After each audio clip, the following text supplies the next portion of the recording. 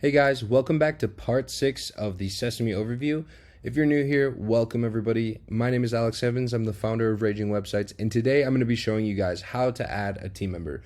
So in the last video, we had just added our first service to Sesame. It was so simple. You guys are in luck. Adding a team member is just as easy. So because we are new to Sesame, they're already prompting us on the first dashboard page here to add our first team member. But if it's not there, it's so easy as well. We're just going to hover over and click on the team tab right here.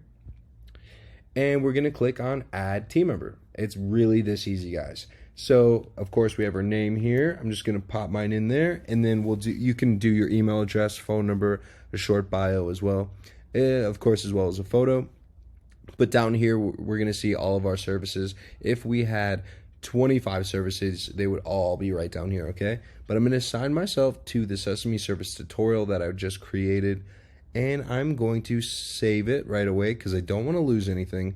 And then I'm going to create my availability.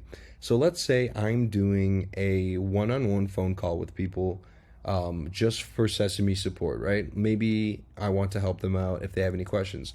So let's say maybe I'll just do them on Mondays and Wednesdays.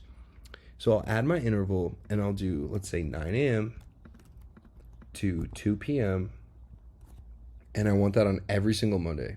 Oh, oops, 2 p.m. There we go. And I'm going to apply that to all Mondays.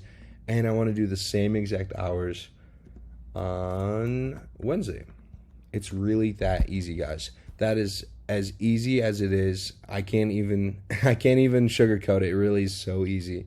In the advanced tab, we're going to get it into it in the next one, but this is where you're going to be able to find your Google Sync here. So stick around, guys. For part 7, we're going to sync our Google Calendar up.